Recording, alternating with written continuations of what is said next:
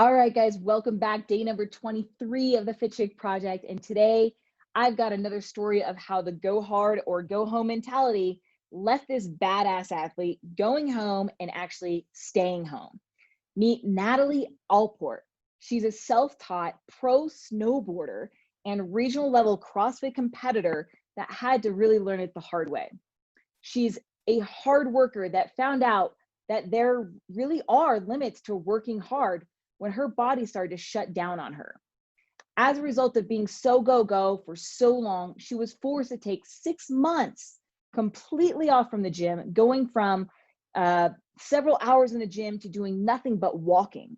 In this interview, we talk about how she was forced to change her approach to fitness, how that's impacted her body, and how she focuses more on the 1% of fitness rather than the 90% that most people are concerned with. There's really some really great lessons and pointers in here that we haven't covered in this series yet. So I can't wait for you guys to dive in. Now, some of the biggest talking points or my favorite takeaways from this video were, one, her life as a self-taught pro snowboarder to becoming an up-and-coming CrossFit competitor. Number two, the lessons she learned after developing heart dysfunction from overtraining. Number three, being forced to leave the gym for 6 months and only walking and how her body changed. Number four, getting leaner and stronger when she stopped doing so many workouts. Number five, how she balances being an athlete and an entrepreneur. Number six, the 1% rituals that make all the difference for her. Number seven, the one thing that she recommends for women that can't stop their incessant need to just go. So check out this video with Nat, and then be sure to follow her and her coaching business using the links below. And I hope you guys have some big takeaways from this. Enjoy the show. We got to talk about this kickflip thing that you did the other day, because it's just so funny, because I think most people have no idea how hard that frickin' is.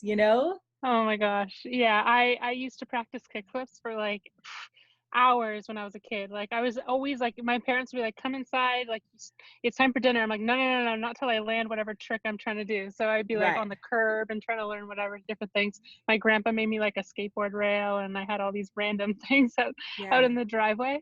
And but I haven't, I've just been I have a cruiser board, and so I've been just riding it a lot lately. I don't really like skateboard to do tricks anymore. It's more hey, I want to skateboard around the street, or I want to get to this shop or whatever. But I was I feel like I could do it again. So a week before that, I was oh man, it took me maybe 10 minutes and I could do it again. So I was okay, I have to do something with it, because I've been seeing everyone doing all these trick things in quarantine. And I was I can't really do a flat ground backflip. Well, at least I haven't tried. Yeah. And I was that's the next thing. I was I could do this maybe. And I totally got how hard that was. I was like, holy shit. And then I showed my boyfriend. I was like, look it. And I knew I wasn't gonna land a kickflip, dude. I've practiced for hours too. And it's kind of skateboarding's one of the hardest things, I think, one of the hardest sports. It is so hard. Even coming up in snowboarding, we would just some of the snowboarders are pretty good skateboarders, most are the guys. And we would just say to them, dude, it's so technical, because snowboarding is it's technical in its own sense, but it's a little bit more athletic. There's these big tricks that you're throwing off the jumps, and that requires a lot more power and different things. And so they look at us, they're you're hitting these huge jumps, but we look at them and every little technical thing, doing a kickflip onto a rail and then landing, it's crazy. Yeah, it's crazy. It doesn't get the appreciation that it should, It is, it is a really difficult sport. I mean, it's going to be crazy to see it in the Olympics next year, so that'll be interesting. Yeah. So let's kind of I want to hear more about you. I want to know more about you, because you are very you're just so unique, and I'm curious, so you grew up skateboarding, yeah? Yeah, we lived in New Jersey for 2 years when I was a kid, when I was 5.5, 6, I don't know, kindergarten and grade 1, I think. And I saved up for a skateboard. My parents gave me my allowance was 25 cents a month or something. And then they would up it by they said they'd up it by 25 cents every year. I was so great, I'm gonna get $2. But I saved up for a year to buy this $15 X Games little mini skateboard, just because my parents bought me some Tony Hawk video, and then I was this is so cool. And yeah, so I got into skateboarding that way. And then when we came back to Canada, I got a little bit more into it. And then, yeah, I basically just started like skateboarding to school every day and hanging out with the skateboarders and trying to like keep up with them. And yeah, I pretty much grew up skateboarding, and that's kind of what led me into like all the other different board sports. Yeah. And so that, okay. So yeah, tell me how that transition. So you were skateboarding in the summer. Sounds like that was an easy transition to snowboarding in the winter. And just kind of talk about like the, what level you, share like what level you made it to with snowboarding, what training looked like back then for that. Yeah. So basically growing up, I played every sport. And yeah, like my dad told me that I was in training since birth, because he was always like on the bed, like working on, like my leg pressing against his hands and doing like agility. And yeah, we were always doing things. Like I have a younger brother, but I think just being the firstborn and my dad being into sports, it was like, okay, let's put her into everything that she wants to do. And so yeah, I played, hockey was my main sport actually growing up. And then yeah, and we grew up in Vancouver until I was 5 before we made the move to New Jersey for 2 years. And we grew up at the ski hill. Like I was 2 years old and I was on skis, and so skiing with my family. And we took a hiatus when we moved to New Jersey. When we came back, we were like, hey, let's get into hockey and let's get back into skiing. And just having taken up skateboarding, after like a couple years of just being on the ski hill with my family, I saw some people snowboarding, and I saw like guys in my class saying that they were snowboarding. So I was like, oh, that sounds cool. So I traded in my rental skis for a snowboard, and then basically just taught myself, because my family would ditch me. They all skied, so they're like, hey, bye, like you suck and you can't keep up. So yeah, like snowboarding was the one sport actually that was really difficult for me. Like most sports I played at like a competitive level, like grade in elementary school, I played on pretty much every single sport team at my school. But snowboarding, I was awful. I thought I'd be so great from the get-go, and I literally like went down the hill with all confidence and just caught my edge and tumbled completely down and over again. And yeah, for me that was frustrating, and I think that's actually why I stuck with it, was because it was almost like a challenge to myself. As like, hey, this wasn't a natural thing to me. I can like prove that I can work at something and try to improve. So at that time, like snowboarding wasn't in the Olympics. There was like X Games and different things like that. But living here in Ottawa, we don't have big ski hills. It's not really a big place for snow sports per se. Like a lot of people, like their families go skiing, but like the resorts take 20 seconds to do one run. So yeah, I still grew up doing that. Eventually I had to decide between hockey and snowboarding, because when you play competitive hockey, it's like every single day. And so you don't get a chance in the winter to go to the ski hill. Like it was like I go twice a year maybe. So I was like, hey, no, like I really want to go all in on this. My parents were a little bit kind of confused by that, because hockey had a path to say NCAA and national team and the Olympics, and snowboarding was like this alternative sport that they were like, are you sure? Because you said you always wanted to be a professional athlete, and this is like seems a little bit more difficult. So yeah, I was like, no, I don't care. And they're like, but you're not good. I'm like, whatever. So they supported me. There's always chirps about like, hey, maybe you should get back into hockey. Hey, we know like university team coach. But no, like I stuck with it, and actually I would just try to keep up with the guys at my school was like my whole motivation.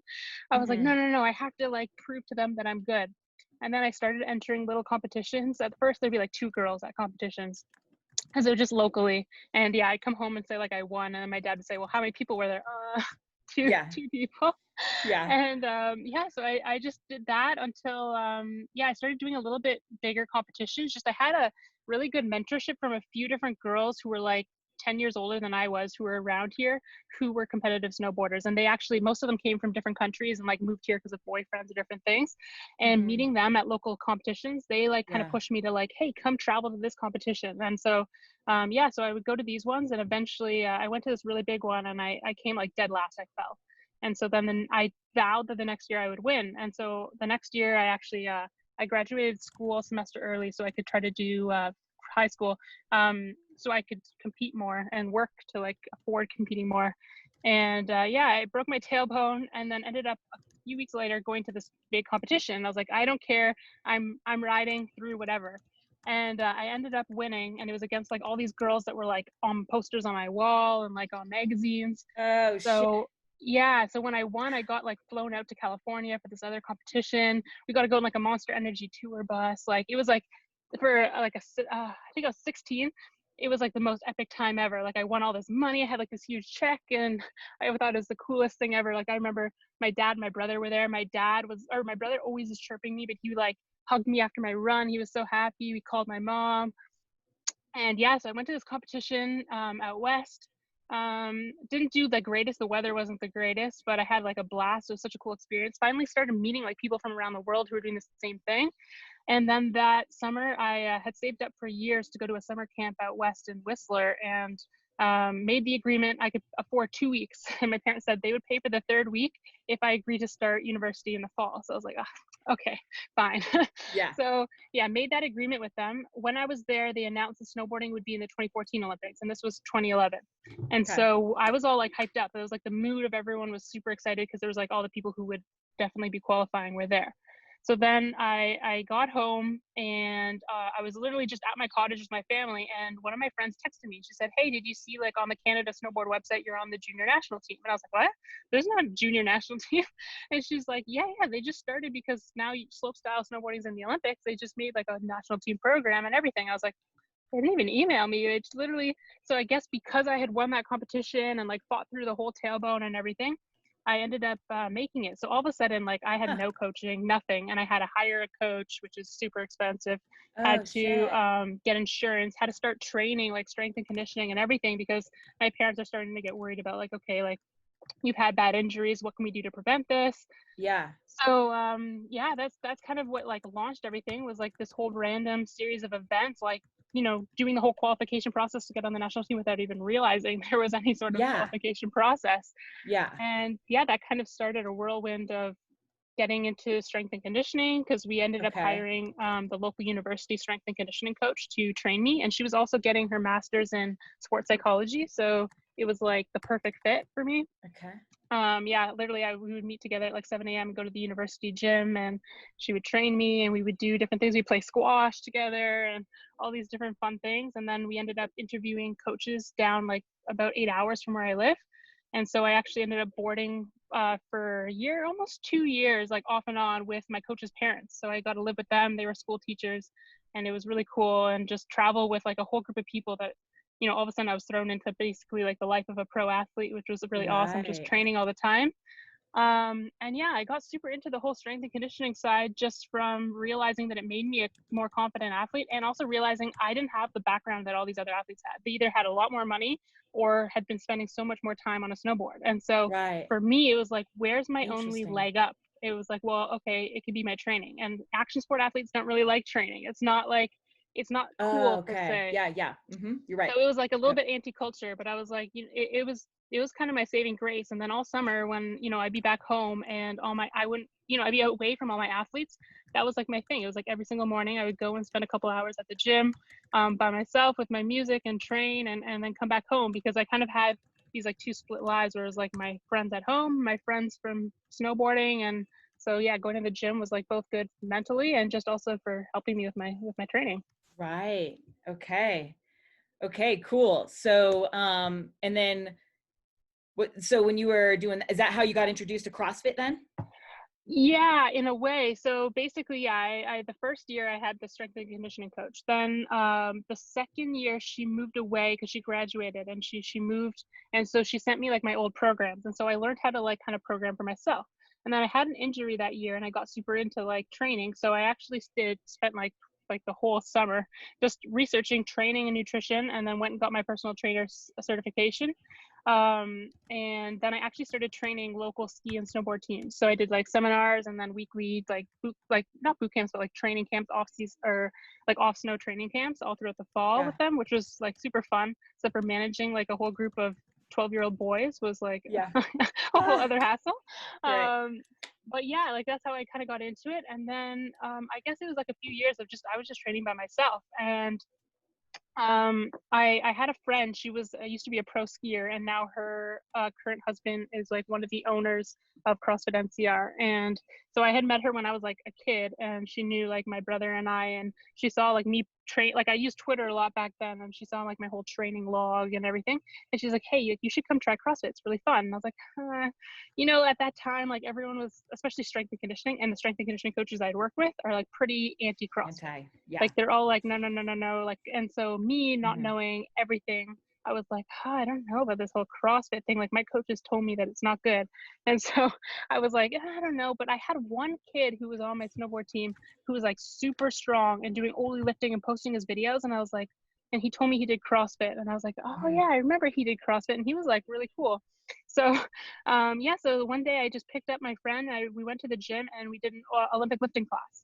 So for the whole fall, I did Olympic lifting because they told me that it would help my snowboarding. And I did find like it helped, especially because with snowboarding, like it's all about the hip pop and the hip timing. And those are some things like that explosiveness that I hadn't necessarily worked on. Like I had gotten pretty strong, like just from, I was like, I adapted really quickly to squatting and really quickly was squatting pretty big numbers when I even like came to the CrossFit gym. But then, it was like first I had never deadlifted because I was always scared to learn by myself. And then I had never Olympic lifted because also I would definitely be scared to learn by myself, and I was in like a Globo gym. So so I did a few different classes of that. Maybe like, I don't know, I bought like a 10-pack pass and didn't even use all of it, but I did it for the fall, went away on my snowboard season, came back in the summer, did my normal training. But this one guy, his or her now husband, reached out to me and said, hey, like for his future, like he wanted some sort of higher up strength and conditioning I guess like certification, and he needed to train like a national level or professional athlete. So he offered to like train me for free and give me a program. So I followed his program. It was basically like a Wendler like strength program, pretty basic, but I got really strong really quickly. And I was just coming off like a pretty tough foot injury where I couldn't do anything. So that was really cool. And so then he said, hey, come by the gym and like we could do like some Oli lifting and I'll work with you. And so then like we did Oli lifting and he was always like bragging about me with the other people. He's like, oh, she just learned this and like she just started. And so it made me feel really cool about like this new sport. And then so him and this other guy, they're both regional athletes. Like when at the end of the sessions, he'd be like, hey, jump on in with this like open test workout we're doing. They would do like comp train and they would invite me to do the workout. And I'm like, what the hell? Like these like 30-minute chippers that I have no idea any of these movements and I'm just jumping in on this with them. So anyway, so I started doing that. And then, eventually I would slowly start coming more to CrossFit classes. And then he just said, he's like, hey, like, instead of us just working privately together, you should just join CrossFit. You could be really good. And I was like, okay.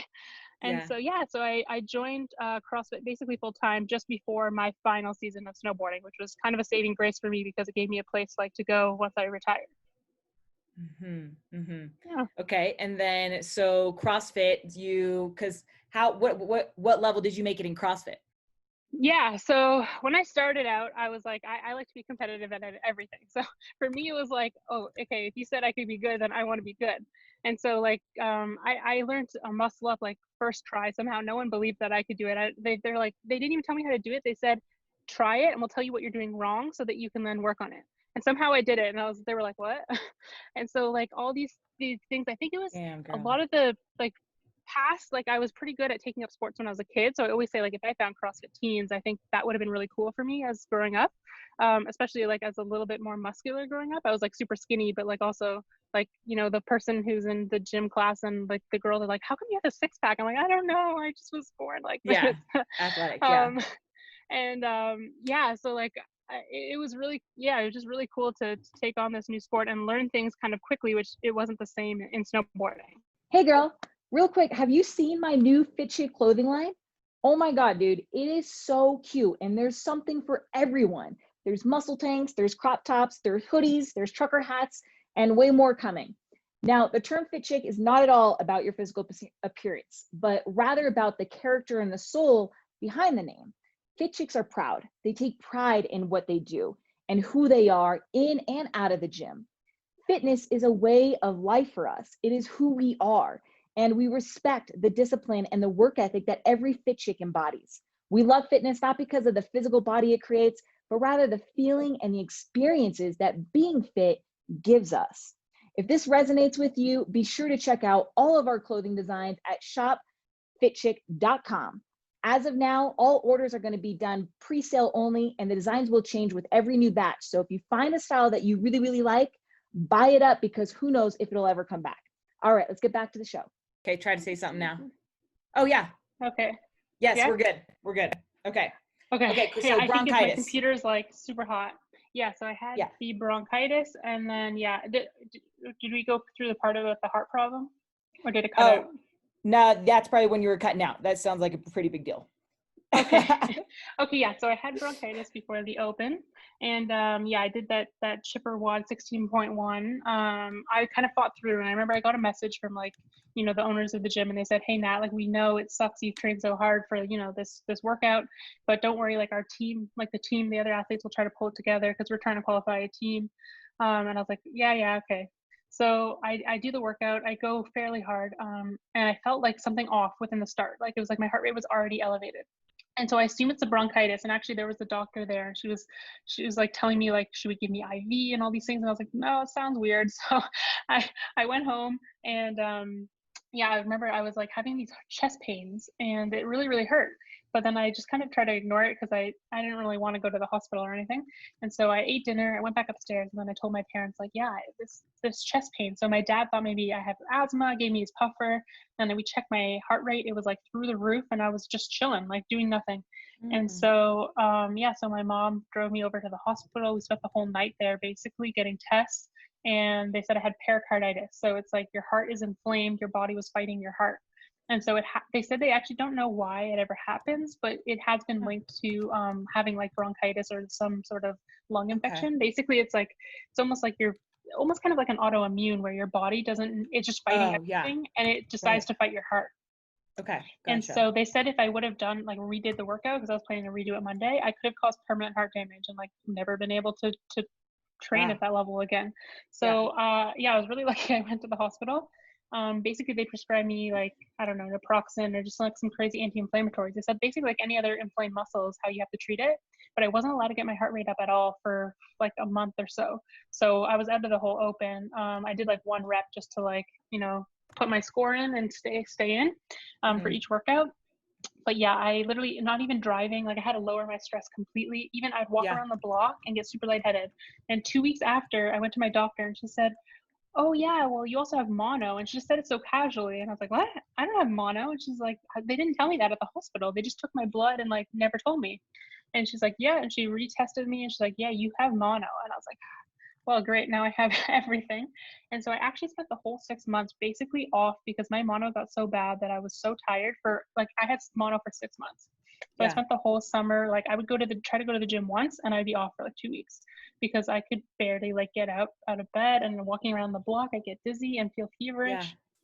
So yeah, it was tough for me because I felt like I had trained. I mean, realistically, I was still very new to the sport, but for me, I just felt like, oh, I was so excited and diving into this new sport. So it was good because, you know, it was good to have that rest because I basically dived straight into snowboarding to CrossFit. Do you think that maybe that, you know, because were you trained? Do you feel like it was like you were training too hard, basically? Yeah, 100%. We were training all the time, like nonstop. I would live at the gym, basically. I'd bring my laptop there and just hang out there, especially because I lived kind of far from the gym, so I didn't want to drive back and forth. So I was like, I'm just there. And yeah, we'd have a whole crew, and we were doing everything. And I felt like I was doing everything extra because they had, like, the girls on the team had all made regionals before. They were all like 10 years older than I was. And so I was like, well, if I want to make it, I have to like get really good. And so I was pretty strong. So I was like, okay, well, my whole thing is, you know, doing every single cardio method possible and training like crazy in intervals. But then when actually, I think that was a year that also they tried to get me to start doing the zone diet pretty strictly. And it did not work for me because I remember actually in January, I had to take a couple weeks off training because I completely bonked. Like I hit a level where I like literally, I had taken 2 rest days and went in to row, and my legs felt like blocks. And it was just I was like, something was wrong. And then they told me I wasn't doing zone right, and there was a whole bunch of issues, but I was like, no, I think that my body needs a lot of carbohydrates. But yeah, so I definitely think that contributed. Luckily, I was able to get back into the sport and kind of achieve some different things over the years. Like I think the year after was kind of like just a little bit of a comeback. Like it definitely wasn't anything huge regarding like the open because I had taken 6 months off. So it was just for me to kind of get there. I think maybe I came like, I don't know, 300th in my region or something like that. And then the next year after though, I hired a coach And I think this was 2020, like one of the last years that there was regionals, basically. I hired a coach in the States that had been working with me for a year on like these shoulder problems I had from snowboarding, just from landing on them. So surprisingly, not necessarily CrossFit shoulder, but snowboarding related and then aggravated by CrossFit. And I got him to, they're really mindful about programming. Their whole thing was like really, really good about, managing all the different stressors and everything. Like they're really good coaches. They coach a lot of weightlifting athletes. So yeah, I started working with them for the year, and then also doing some of like the workouts with the crew to push myself in like the Metcons at the gym. And I ended up having my best open performance, other than like I really am bad at handstand walks. And so the handstand walk, the like Diane workout with handstand push-ups and handstand walks, I really struggled with the standard. So I think we were trying to qualify a team that year, and I ended up coming 70th in my region, but I would have, I think, come top 30 if it wasn't for that one result. Like that one result was so bad, and my other results were like, I was really proud of them, because even for like, for example, the first chipper, that was not my wheelhouse. I'm good at short things, Fran, like something with power, but I did really well. So I was like, wow, this programming is working. Like I was really close to making regionals, if other than the handstands. And so, yeah, I continued with that. I ended up switching gyms after that open. Our team was one spot off of making regionals.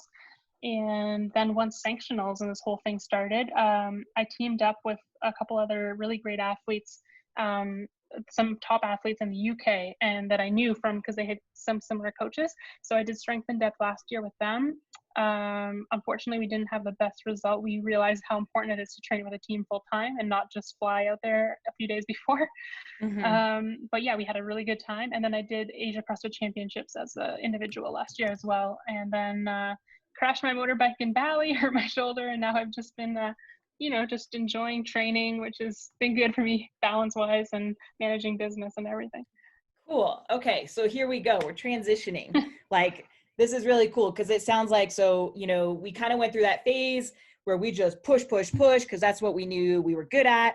The body just shut down, was like, hell no, we can't do this anymore. Like, because, as athletes, we just tend to, I think we just kind of stuff things down, right? We're like, I'm fine. I'm good. I'm totally good. I can totally do this. Like, it's, and until the body literally just like pulls it right out underneath you. So, and then it sounds like you found a smarter approach. What did this smarter approach look like that left you able to still be super, perform very well? But also like, what did that smarter approach look like? Yeah, so for me, it was like at the environment that I was before I switched gyms, everyone was kind of all about like, everyone did the same thing, and everyone was like Metcon and comp random train. programming. Yeah, and I wasn't Mesh really it all into together. that. Yeah, exactly. I realized that like what I thrive is having a personal coach. Like I came from snowboarding where I was used to having someone I talked to and like having that personalized approach. Unfortunately, that didn't jive with the crew that I was with, and like I'm very non-confrontational, so it stressed me out for a couple of years just trying to like suck in the chirps from everyone and still try to be a team player to try to qualify as a team, but also like realize that I need to do what's best for my body and my health, because I knew I would burn out again if I were just doing all their stuff. So what I would do is I usually would do the class workout pretty much every day, because it was good to have someone like people to push with, but my sessions were all completely dictated by my other coach, and he would usually look at like in advance what those class workouts were, because he knew for me to stay at that gym that was important. So he programmed around it to make sure that we managed my stress well. And like I mean, the results kind of spoke for themselves in that sense. I actually felt like the healthiest I had like that whole year. I remember like not really having injuries. Like we would even sometimes go to like a Globo gym just to do some accessory work for my shoulders and different things that, like most people were kind of like, oh, why are you going there? And why are you doing this? And I was like, all those little accessory work. They're like, why are you doing this accessory work? You should do 200 burpees because you suck at cardio. I'm like, well, because if I do 200 burpees, my shoulders are going to be inflamed for a week. Yeah. So getting that personalized approach was huge for me, because my body felt really good. I felt mentally good. I remember I went through the open, like if I had a good result, a bad result, I was just in such a good mood because I knew, like, I just trusted my training. And like even if I had that bad original result, like I'd meet with my coach and we'd talk about it, and I'd improve my result vastly in my second attempt, which previous years I would always get worse than any second attempt. Yeah. So what did training, how much like different was it? Like how long did you train for? How many times a day? Was it once a day? How many rest days did you take? Yeah, so I trained twice a day most days. I was lucky enough then that like I was managing kind of my workload as well. Like I didn't have a huge workload like I have now with my business. So I was like, I on my Thursday, which is kind of like an active recovery, I would usually put my all my work then. So like on especially Mondays and Wednesdays where my training was really hard, I could completely focus on that. Like I would even have naps. And so like what was the key thing for me was I gave myself all the time in the world to recover. So I could handle those 2 sessions and not be jumping between things. Like I would nap, I would sleep 9 hours a night. I would eat everything right. I would recover in between my workouts. I would do all the recovery my coaches gave me. But yeah, usually we would train, twice a day. I'm trying to remember exactly, like we had, it was more periodized. So like throughout the summer, we were working on like some of the things to prevent injury and all the blocks. Like they came from a very strength and conditioning background, my coaches. So that was like the difference was it was a periodized program. It wasn't year round, just metconning nonstop. It was very much ramping up completely like until the open and competitions. And I spent a lot of the year just base building, which was really helpful. Cool. And so that was like, last year you said you injured your shoulder, right? Yeah, so that was my really good open was 2018, and I trained with my coaches like 2017, 2018 till then.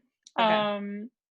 Last year going into my 2 different competitions, I started working with Training Think Tank, Kyle at Training Think Tank, which he's awesome as well.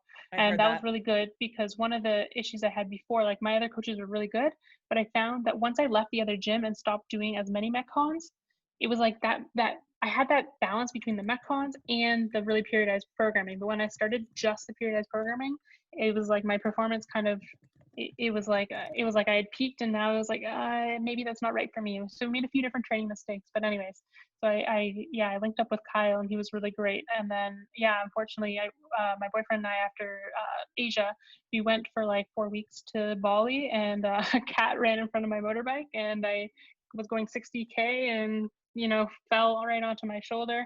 And I've hurt this AC joint before.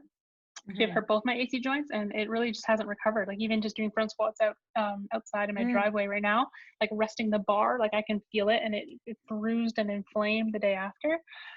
So yeah, I've just had some different, like I've always had bad shoulders. It's been like my plague, which is why handstand push-ups, handstand walks are kind of my nemesis.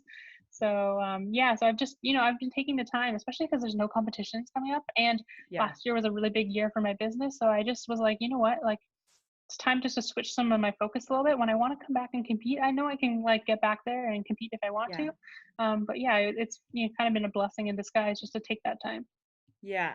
And so, and actually let's kind of go real quick. Like, did your body change at all when we changed from the kind of going harder approach to going smarter?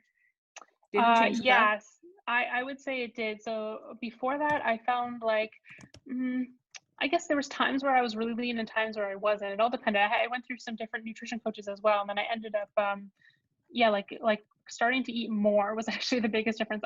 So I have an obsession with this bagel place near my house, and I started eating literally like 6 bagels a day. But like I was that kid with like the crazy metabolism, like running around at my cottage. I could probably eat 6,000 calories a day, and I was super I skinny. figured So that.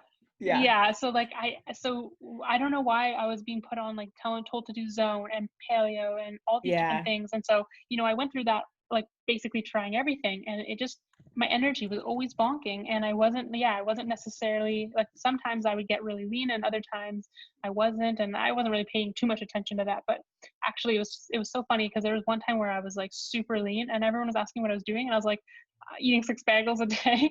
I was like, I'm gonna make like a little, those little ads that come up on the side of your screen. They're like, this new revolutionary The diet. bagel I'm like, diet. that's exactly. I was like, I'm just gonna tell everyone just keep eating carbs. And that was a big thing for me. Like I put on more muscle mass, I got leaner, and I just looked overall like more athletic when I was just eating more. And I found actually during this whole quarantine, I've been leaning down, but also like not looking quite as like before. I was like a lot more jacked, I guess you could say. But I think it's because I just haven't been eating as much, just being at home and chilling out. But but I think my body naturally is usually it wants to resort to being pretty lean. But I was able to put on a lot of muscle mass and be lean when I was just eating like a ton and just eating for recovery.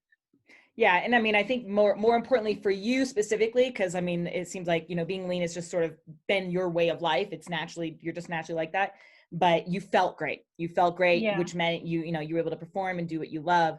So what is important to you now that, what's kind of, what's your thing now that we're not really competing? Yeah, well, my thing right now with training and just eating is mostly energy. Like I'm everything for me is based on energy because I have so much mental output in my day with not just like with some of my training. Like I'm trying to get a little bit back into more training now, especially being home. But it just with my work, like the mental stress and the mental output. I hate it when I have those days where I just feel like I need to stay in bed all day because I have no energy. And I Yeah. realize nutrition and my training both play big parts in that. And so, as much as I want to get back to competing, I'm not pushing it because right now my most important thing is my business, and that comes with like that was a big conversation I had with Kyle at Training Think Tank was that like I can't try to be like Mark Zuckerberg and Tia Claire Toomey. You can't be both. Can't do Like that. it's just not possible unless you're someone who has some crazy tendencies like Pat Fellner who can like do all his training in 4 hours after he's done Cairo. I don't know how he does that, but some people are just super chill and maybe me it's probably not. If I want to train that hard, I have to be recovering completely during my off time, not mentally outputting. And I think that's a big thing is like people don't realize the energy just being mentally on all the time is right. So as a mom or a business owner, right? Oh yeah, so that's been my main focus is just like how can I like show up to whether I have meetings like this or whether I have just having to work on my own and knowing like, hey, I want to work out this afternoon. I don't want to work for 14 hours. How do I get it done faster? Well, if I'm feeling meh, it's going to take me the 14 hours to do my work that day. But if I'm feeling like on and fast, then I can get it done. Yes. Okay. So what are your secrets? How are you being on all the time? What do you put into your day so that you're a lot more productive in 2 hours versus spending 14, just playing busy basically? Yeah. Oh yeah. And that's a hard trap to fall in. And I think especially now during this time, because we're all kind of at home and there's no difference between what we're doing.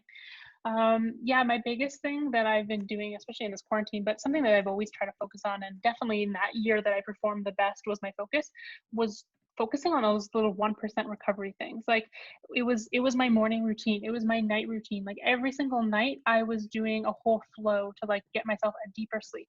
I was, if it was too hot in my house, like my apartment didn't have AC.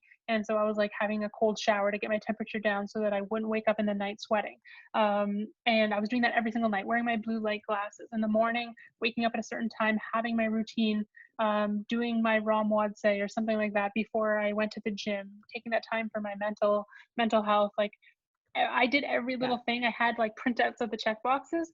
And whenever I found that I've strayed away from that, things add up. And so during this actual quarantine, like the unfortunate part is like my boyfriend lives an hour and a half away, so I haven't been able to see him. But the good part and he'll get mad at me for saying it though, is like I've been in such a routine because I don't have to drive back and forth.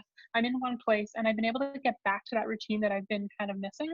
And so for me, that's been huge. It's just like having that routine that you can stick to and that incorporates all those 1%. Because when you start like changing up your routine all the time and then trying to fit back in those things that you're like, oh, I'm not meditating every day. Oh, I'm not doing this. Like I'll do it when I can. It gets difficult. Okay. I have a feeling people are going to want to know what your morning routine is. So can you tell us what it is? Oh yeah. So this is what I try to stick to, but I'm human. I some days I just wake up and I'm like, I gotta go.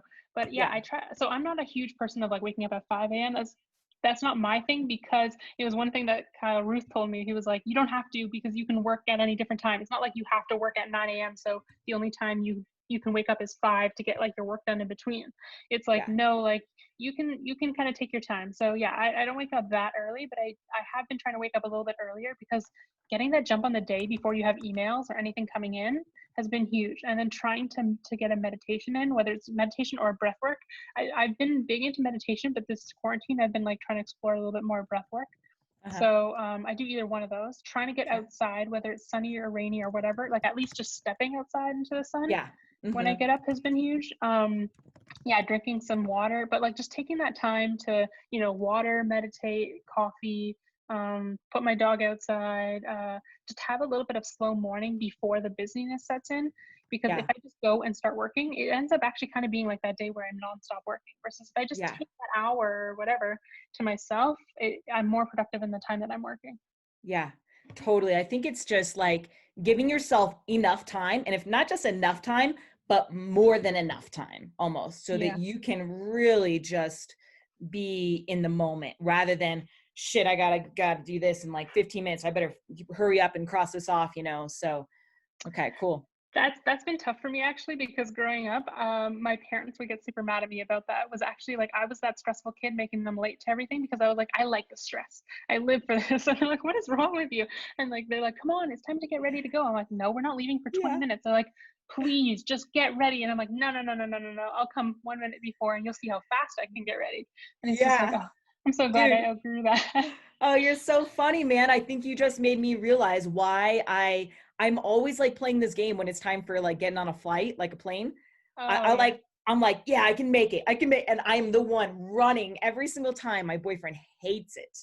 But I think I now realize that I think it's like, well, this is the old me. I haven't flown in a little while. So, but that's so funny. Oh Interesting. yeah, I actually I had a good taste of missing my flights. Like actually my whole snowboard career, I didn't miss any flights, and I was like, I'm the only one. Like all my Yeah. friends would always miss flights, and I was like, wow, I'm so proud.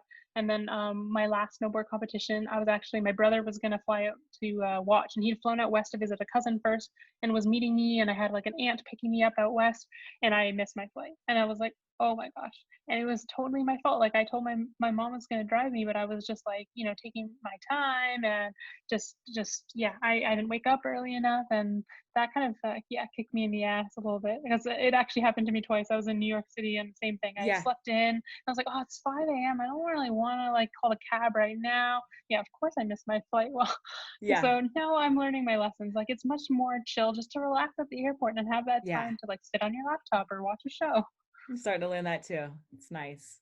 Yeah. So I have so many questions. This is great, but I know we're running out of time. We only got about like 10 minutes left. But so what does a typical day look like for you now? Like as far as well, I guess maybe kind of like a week, like how many days a week are you training, working out, how long, what are you doing?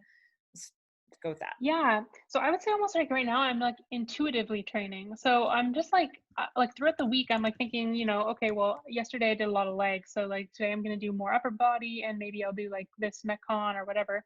But so I'm just, I haven't really had it like a big pre-structure, which I've actually really liked, just to take a break from that. Yeah, me too. Yeah, so like I'll wake up and like there's some days where like I have a whoop, and so if my recovery is really bad, but like I actually feel like not just my whoop is telling me, but I know my recovery is bad.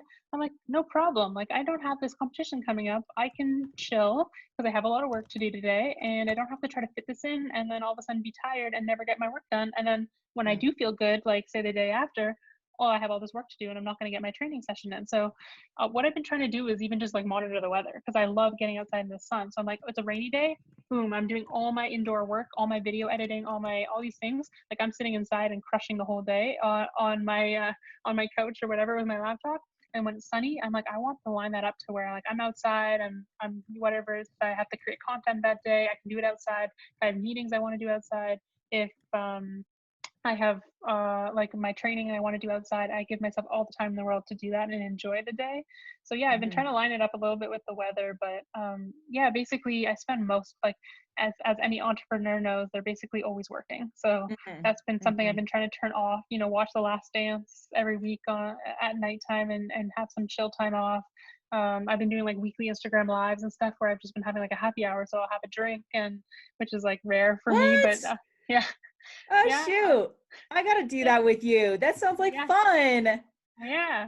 Okay, Yeah, it is cool. fun. I've been like I ordered some beer from the local, actually yesterday one of my friends, she was in between training sessions, so I was like so I didn't drink but I had my drink all poured, but I was like, no, I don't want to be awkward, so I drank it all like right after. But yeah, some people have been joining me. Like I had Lucas Parker last week, and he had a drink, and different people have been having drinks. Dude, super cool. Super cool. Yeah, I'll check that out, because that sounds like I could use some social time. That'd be fun.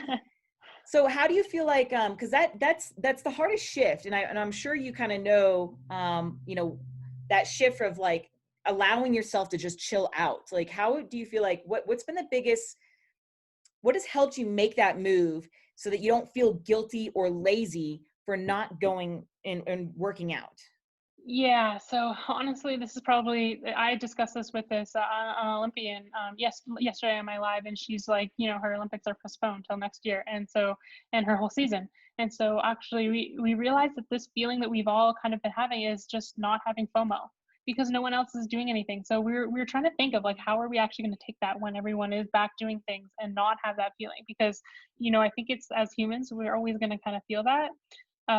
But the good thing is right now we're all kind of realizing how good it feels not to have that. Like I'm at home and I'm like, well, who cares? No one else is traveling and no one else is doing this. Like, and I'm putting in this work on my business and things that I feel like a lot of people might not be doing. So I do feel like in a sense I'm getting ahead. And with my training, I'm like, yeah, some people are training, but like right now I'm doing what I need to do. But one of the things that I, or a quote that I like is like, confidence has no competition. I think it's a Muhammad Ali quote. I saw it on a poster that I really want. But yeah, it's like, if you know your lane, like everyone else has their own lanes, they have their own paths. And so like, I see someone and they're like training really hard and they want to go to the same competition I do. I'm like, that's awesome. Like, because my whole thing is like, I don't want to just be a competitor. I also have my business, I have this. And so I know the sacrifices I'm making with each, and I know, what's the best I can do. And it just, that's my lane. And as long as I can do the best that I can in my lane, I can't worry about like whatever anyone else is doing and if they're getting ahead at whatever, because they have different goals than me. Their success looks different to them than it does to me, and like that's okay. Yeah, I hear you. And I think it helps that like once you release that grip and see that, hey, this is actually working and I'm moving towards the vision I want, like it's easier to just lean a little bit further. But it's that first release of like, let's just see what happens if I don't work out today. And, and being and seeing that, oh my gosh, I like, I'm still fit, or, I got a lot done with my business. And it's just that first step. Yeah. I think even just for me, it was like almost extreme at first because I took basically last summer off. And then, That's right. my boyfriend coaches. So I would hang out at the gym, but I'd bring my laptop. And if I wanted to jump in on the training, I would. And if I didn't, he'd be like, hey, you didn't jump in today. I'm like, well, I had a lot of work to do. And so, it almost, because of my shoulder, it like almost gave me this excuse to like, okay, like how do I make the shift? And now I'm being able to bring both of them back together. Yeah. So many people I've talked to, athletes like Wise, like it's been an injury where they were forced out of that environment, and that, or they were in so much pain and suffering that they had to find another way. And in order for them to find that balance. Yeah. So kind of like, we'll just probably finish off with like one more question. So what do you feel like is your biggest piece of advice, with people trying to, because I know you work with a lot of like entrepreneurs and stuff, and like they always want to sort of do all the things, and especially women, and like driven, I feel like, women CrossFitters, those kind of, athletes and stuff like that. How do you get them to find that balance of, of getting shit done and moving towards their vision, but not at the risk of their health, and like still, staying fit and taking care of themselves? What do you feel like is like your one piece of advice? Yeah, like even so, like I experience this a lot just with different business owners because like say, they use me for marketing services and they have a million ideas. And I think it relates back to the same thing whether you're training or whatever, because for example in marketing, like you only have so many resources, your time, your money, like team or whatever to put towards something. So if you don't, say like you have ads that are profitable, but you want to start doing all these other platforms. Well, okay, if you how about like if you increase the amount of effort or the money that you're putting, the resources you're putting towards these ads that are already profitable, will it increase the profitability, or will jumping on this like is going to take away the opportunity cost of just putting that money to where it's already working? And that's not going to take much effort versus starting something new might. So my biggest thing is like find the things that make the biggest difference and try to like jump all in on them, because if you're just trying to jump from every shiny object and try everything, you're never going to realize you actually, there's a big opportunity cost to missing out on just improving those things that you're already doing. And what do you think makes the biggest difference as far as, I think for one, you have to take care of yourself. So what is the biggest thing, because that itself, if you can take care of yourself, you will take care of your family, your business, all of that. So what is the biggest thing that's made the biggest difference for you? Having limits, setting limits, like the business owners and even for myself that I see set limits are like much better to work with than the ones who don't set limits on themselves. Are often, they don't respect the limits of other people either. So like, if I'm out training and say I have a client who's, messaging nonstop and it's like late at night and I'm trying to do my session or I'm trying to go to sleep. And it's like, well, it's because they haven't set limits on their own. So they're not respecting the limits that I have around communication and all those type of things. So I think just having those limits in place and trying not to budge on them too much. I know sometimes, especially in business, it's difficult. But yeah, like it's just having those limits. Like when you have those limits for yourself, you respect them in others, and that improves all your relationships with different people.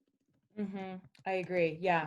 Yeah. And I could relate to that because, I used to be that person who, I mean, I still struggle with it, but I've realized that I would have a list of 20 things I wanted to do.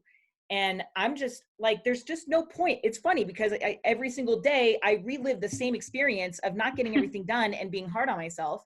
Yeah. And when I just boiled it down to literally 1 to 3 things, and that's all I have to do that day, all of a sudden I take care of myself. I'm way more productive. And I think that's something I think both as entrepreneurs and, also just like general CrossFit, women that want to just look and feel good instead of trying to do everything under the sun, just do, 1 to 3 things and do it well. Yeah, that's huge because even for example, I have like say I have like I don't know 10 videos that I need to edit, and I'm like, okay, I want to edit these videos today because I want to put out like I don't know whatever content for my business or for my clients, and so I sit down and I'm like, today is editing. I'm gonna finish all these videos. Well, some Yeah. days it's like one video because you don't realize how long that video is gonna take. It's a creative process. So Yeah. if I just say, you know what, today I'm gonna edit for 5 hours, then I'm happy. However much I got done in 5 hours, and Yes. that's great. I don't have to be like 10 videos is gonna happen because it's probably not gonna happen. Yes, yes. And then I think we can even take that to fitness, because this is going to be going out to all the CrossFitters. So it's like what I've been able to do or what I've done is instead of saying, hey, I've got to get this workout, I got to go this hard, like, or I have to do an hour long workout. It's like, I just want to move for 20 minutes, like set the bar lower. And when you do that, chances are like, you're going to be more productive when you're not like setting it so high. Yeah, I had a chat with Justin Sua on one of the first weeks of my lives, and he said the same thing. He's like, especially during this time, like as athletes are so motivated, just reduce your expectations, and not reducing like the expectations of how you perform, or for example, or like your level of quality, but just how many things that you think that you can do or accomplish or be doing at once. Yeah, so great, girl. Awesome. Sweet. So let's actually, I want you to talk about like what you do. Cause you work with athletes and just kind of explain like what your business is, and we'll give a little plug here. Yeah. So in my last year snowboarding, basically, I had already been doing business school throughout, and I've ran different businesses since I was 10. We have a very entrepreneurial family, and so always doing these little side hustles and different things. And so I learned early on in my snowboarding career to afford all my snowboarding, I had to get sponsorships. And so learning how to use social media and how to market myself and build my personal brand was huge for me to get sponsorships that some of my other athletes perhaps weren't able to. I ended up, taking that also into CrossFit, but before that was actually one of my sponsors reached out and asked me if I could do all the marketing for their company, all their social media marketing. And so that was really cool for me because it enabled me to basically start my business before I was done my career. And yeah, then from there, I ended up when I retired launching an agency, and then that becoming my whole full-time gig. And now it's been over 6 years of doing that and working with different clients all across different industries. And yeah, now I'm looking back like in my agency, we work a lot on social media marketing for different businesses, a lot of whether they're e-commerce or local businesses, Facebook ads and different stuff like that. And then then personally I've been trying to consult with different athletes on how they can build their personal brand, how they can utilize social media basically to do the same things that I've been able to do, which leverage not only my success when I was competing, but also into being able to have a business that was successful right after I finished, and not starting from scratch all over again. Okay, cool. And what's the name of your business?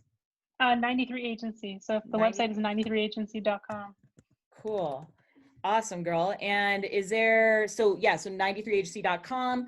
And where can people follow you if they have questions about, your journey or working with you? Yeah, definitely just go check out my Instagram. That's where I'm active more than my business Instagram or anything is at Natalie Allport. And I also have a website, natalieallport.com. And yeah, I'm basically across all the platforms, TikTok, YouTube, whatever. Awesome. Of course you are. Good.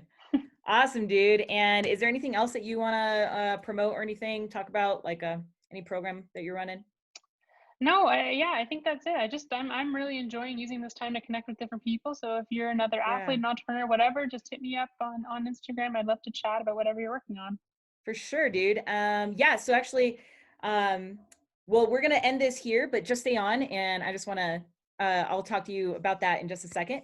But thank you so much for being on, and I'm so like you were such a badass, dude. I thought you were like a badass, but like you were like badass times like 100.